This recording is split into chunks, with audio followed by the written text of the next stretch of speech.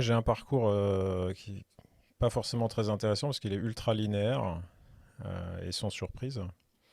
Moi j'ai suivi la voie habituelle pour devenir prof de maths, c'est-à-dire une classe préparatoire à Ginette.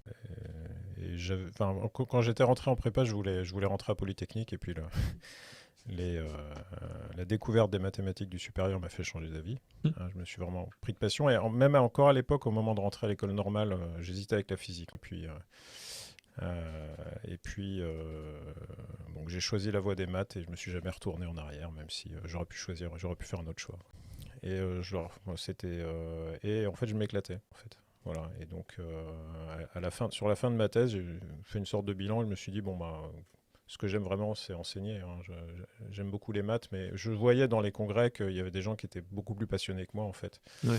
et qui étaient prêts à ne pas dormir pendant plusieurs jours. Je veux garder un contact avec les gens et transmettre. Et moi, ça m'intéressait pas d'être sur des sujets où il y a 3 personnes au monde qui comprennent ce que je fais. Et le contact avec l'enseignement me donnait une stabilité que j'ai vraiment appréciée, que j'apprécie beaucoup encore maintenant.